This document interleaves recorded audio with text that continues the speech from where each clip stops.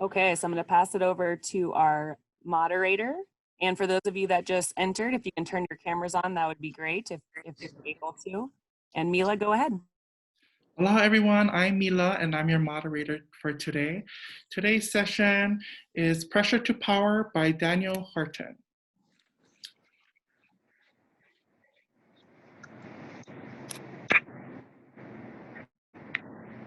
All right, so Daniel, you can go ahead whenever you're ready.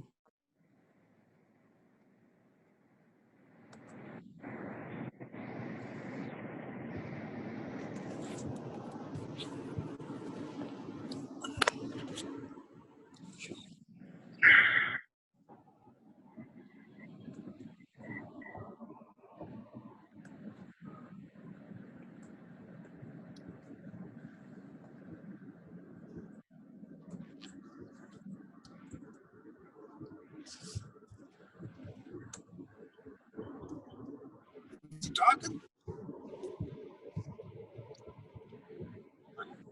Apparently, I don't know. We're not getting it.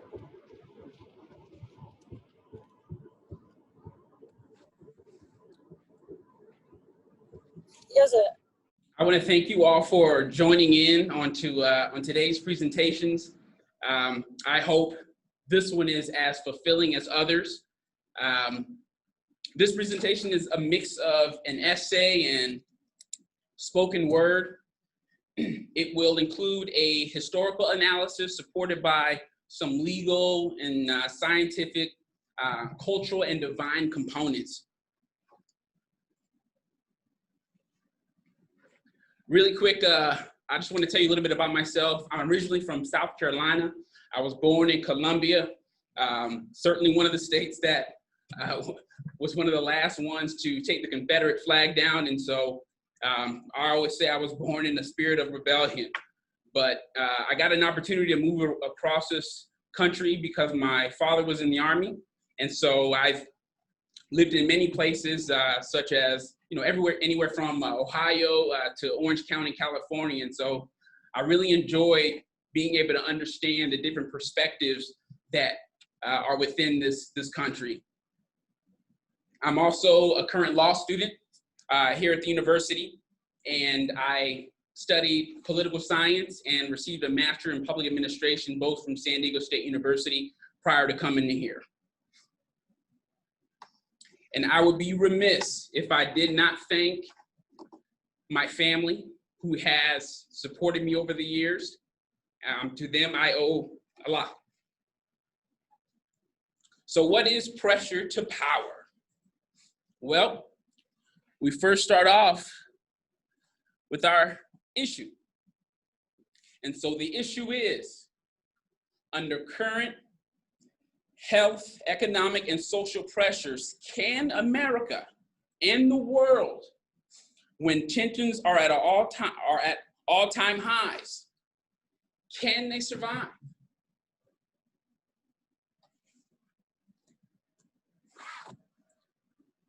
Pressure defined. So pressure is a continuous physical force exerted on or against an object by something in contact with it. It is also defined as the use of persuasion, influence, or intimidation to make someone do something. And so to put this more in context, historical pressure on the human condition, one may think of just survival. How did we live and come to the place where we are now when we didn't have electricity, when there wasn't Instagram or YouTube to figure out how to cook a meal or get your baby to stop crying, right? It was also, you would also think of war and how environments were pressured to go to war or abstain from war. Present pressure. Well, there's the personal pressure to achieve, the personal pressure to be better every day, personal pressure to keep up with the Joneses, so to speak, pressure to produce, pressure to meet some standard, often not set by ourselves. And so now we move on to what's power?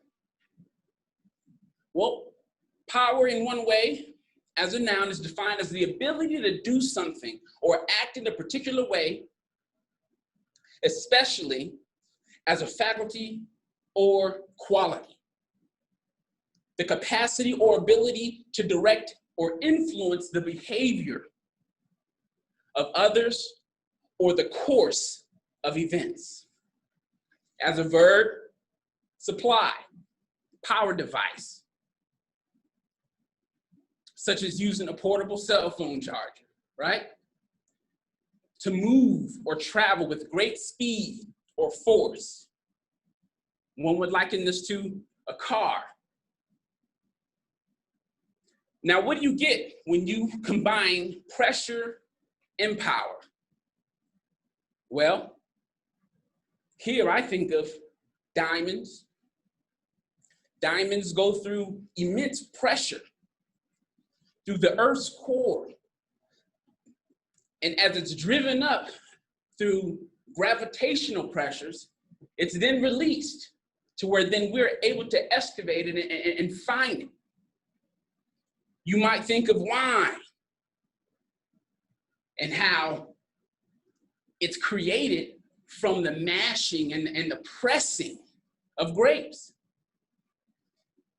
One may also think of olive oil, a precious commodity, a valuable commodity that comes from the pressing of the olive. You see, as applied to the human condition, we wonder, well, what does this mean for me? What does this mean for America? What does it mean for Americans? What does it mean to the human condition generally? Well, I'm going to borrow from my brother, Dr. Martin Luther King, to help explain it.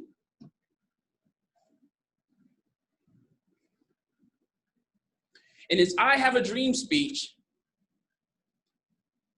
I have paraphrased it and adjusted, but its contents remain virtually the same. In a sense, the American people are still expecting to cash a check. Not a stimulus check, a different check.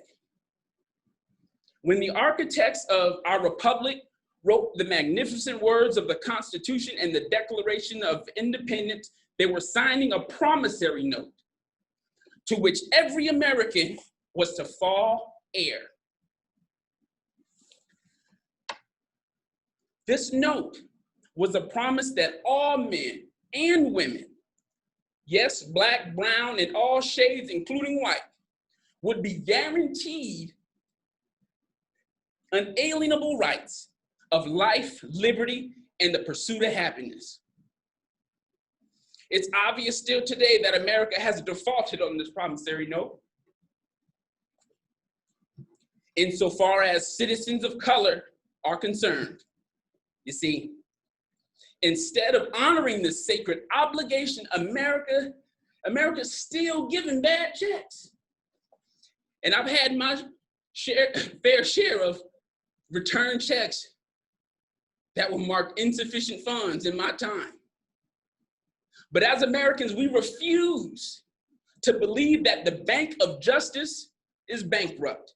We refuse to believe that there are insufficient funds in the great vaults of opportunity of this nation. And so we must pressure our government representatives and agencies to cash this check, a check that will give us, upon demand, the riches of freedom and the security of justice. Now, these were powerful words by Dr. King. And I'd imagine as they were uttered, you couldn't help but to think of many things that are going on today. They say, history is bound to repeat itself. Certainly if we don't learn from it, and know of it. And so I ask, have we not learned from history? And so I'm concerned. In the wake of nationwide heightened political tension between Americans, government scandal, police brutality, race polemics, and gender and sex inequality, there was a growing distrust in government and each other. Well, don't take my word for it. According to Pew Research Center, 3/4 of Americans indicated a declining trust in the federal government, and 64% believe that about people's trust in each other. Similarly, adult Americans believe that low trust makes problem solving in the federal government, 64%, and in each other, 70% believe that it's increasingly difficult to solve those government and personal problems between each other. And so I'm concerned. I'm concerned because the earth is groaning. I'm concerned because of the labor pains that Mother Earth is going through. Pains because her children are lost, abused, kidnapped, and abandoned. Pains because there's blood in the street. I'm concerned because there's killings after killings, murder after murder, frustration in the homes, confusion, mistrust, division, and we can't forget COVID-19, where the air has become so poisoned, breathing is naturally unsafe. You see, there's an enemy in the midst, and it's coming for our life, specifically our breath of life. I'm concerned because where the right of the American citizen to file a civil rights claim against their government or a public official for a civil remedy for the violation of their constitutional rights, it's rendered useless through judicial means such as qualified immunity. I'm concerned because the Supreme Court in 2013 eliminated provisions of the Voting Rights Act of 19, rationalizing the elimination of the coverage formula concerning jurisdictions subjected to federal pre-clearance when they opt to change their voting procedures. Because they said that the reason why that pre-clearance was issued back in the 60s was because there was evidence of poll manipulation and that the 40-year-old data does not reflect current times. To be honest, that judicial decision was written back in 2013. And I believe today that that data is surely reflective of current election procedures as we witness today and approach the November elections. You see, research shows that pre-clearance led to increases in minority congressional representation and increases in minority voter turnout. According to the American Economic Journal and the American Journal of Political Science. Now,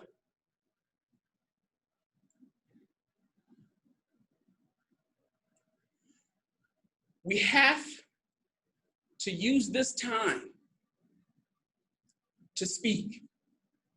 And the way that we speak is through the vote.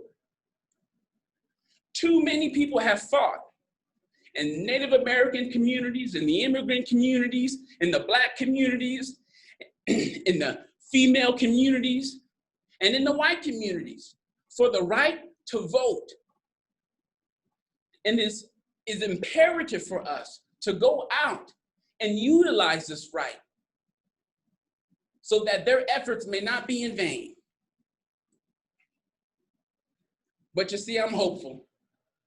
I'm hopeful because the same research shows that Americans believe confidence is restorable in government, upward to 84%, and even higher when it comes to our relations with each other at 86%. And you see, there are solutions to these problems. There are solutions to my concerns, whether it be job retraining or entrepreneurship, in order to meet the economic concerns of our community, in order to shorten the wealth gap that has been exacerbated during the COVID economy, and also the systemic racial prejudice that has been exhibited in effect of America's constitutional laws and administrative policy.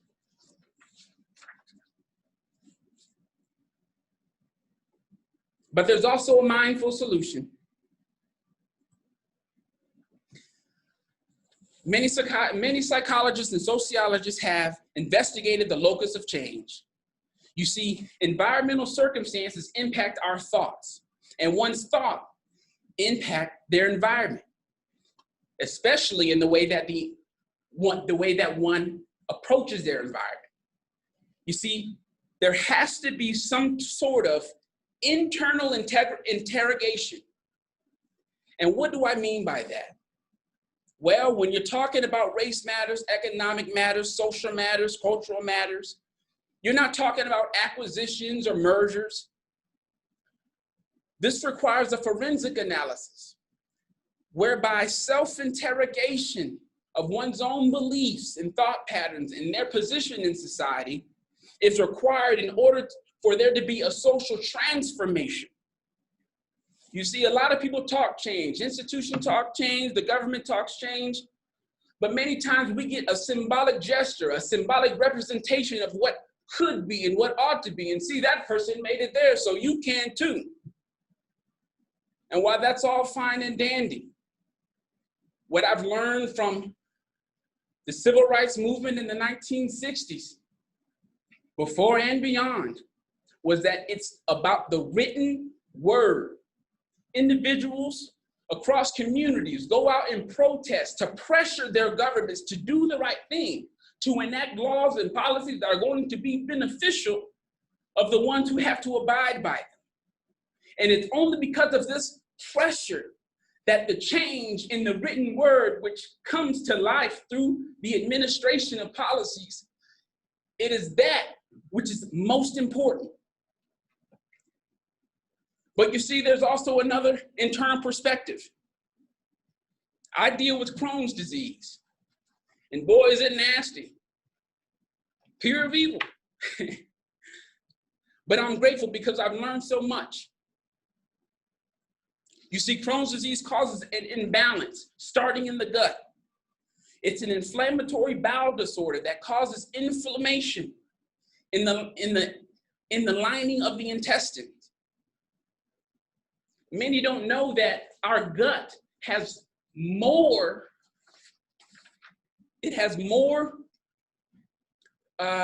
nerve endings than our brain, more than 100 million.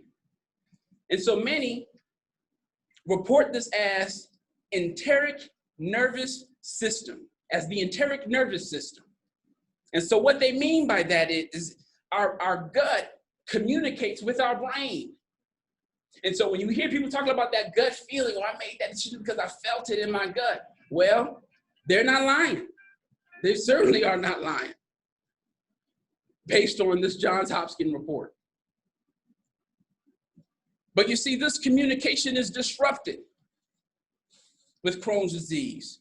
It causes miscommunication, confusion, and all-out war within the body, causing fatigue, weight loss, malnutrition, skin issues, and unbearable pain. Who knew the gut was so important? But you see, another thing with Crohn's disease is that it's an autoimmune disorder. And so you may ask, well, why isn't your body healing itself? And this is where it gets nasty. You see, as my immune system attempts to eradicate the inflammation in my gut, my immune system begins to attack itself. And so while my immune system is busy fighting itself, my body is depleting, worn out from the destruction. But see, there's a message there. Earth is an organism, and we are the microorganisms within this earth. So it is no wonder that we have wildfires and COVID and such turmoil within this organism that we call Earth. It's because many are fighting, and we're not fighting against the thing that is the cause of the problem. We are fighting each other. And it is from this confusion that we have an inability to discern what is the enemy, what is causing the destruction, what is the locus of the issue.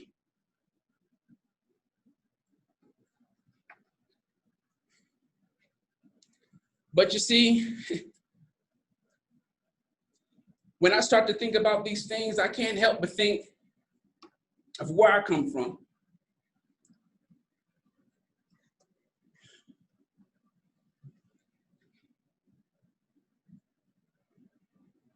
And where I come from, as I told you, is South Carolina. And if I was home now, I could hear my family telling me, in many ways, but how I receive it is much like a woman undergoing labor pains. There is pressure mounting from within, causing disruption. You see, the body during these labor pains, which doesn't just happen when you're moments away from giving birth, but from the moment your body recognizes that there is a change, a growthful change. You see, the body is working at the time, in the last phases to get rid of what is on the inside so that balance can be restored within. And you see, the beauty of this process is that what comes out of the body is new life. And so upon this birth, we have new life, we have purpose, and meaning enters the world, restoring balance and peace. And you see, I believe we are on the brink of the birth of something great. Forward, outward manifestations witness from the inward reflections of our internal struggle. And reaching further back, I can hear my mother telling me now, but though death worketh within us, yet and still there is life in us. Though we are troubled on every side, we are not crushed, perplexed, but not driven to despair, persecuted, not forsaken, struck down by laws and hatred, but not destroyed. Thus faint not. Every day as the sun returns to defeat the darkness that has overtaken the world, you have new life.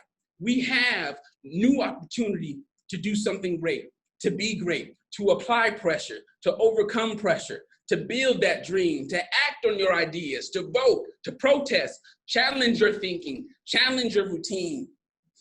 And it is in the spirit we will flourish, further overcoming the darkness attempting to consume us. For we are diamonds in the making. It is from this pressure we produce delicious wine and valuable oil. You see, this pressure, though it's terrible to go through, it is good. Why is it good? Because conversations have been brought to the forefront that have been under the rug for years. Many have witnessed the murder of George Floyd, and the world reacted as they saw many of the things that the Black community has suffered for generations. But you see, when all of us come together, healing, love, joy, and peace will abide. So we must reflect internally and work towards building that dream. Because each part of the body, each one of us, just like the parts of an engine, are required. And they are required in order for this thing to work. And it is in the spirit of MLK, I say this to you. They may have destroyed the dreamer, They may have murdered the dreamer, but you see, the dream is still alive. I said the dream is still alive. And the dream is still alive because it is in each and every single one of us. And it is incumbent upon us to go out and achieve that dream and to build that dream so that we too can one day stand on the firm soil that we reside and say to ourselves and to our outward environment, free at last, thank God Almighty, we are free at last. Thank you and God bless you. God bless America and God bless this world. I appreciate your time. Thank you so much. Sorry, go ahead, Mila. Is there any questions? No questions. Oh, you're on mute, Karen. I'm so bad at this still after all this Zooming, after all this time. If no questions for Daniel, then we are right at 3:30. Thank you so much. That was amazing. We'll be sending sending a survey out to everyone for any sort of feedback after this. Thank you all for coming.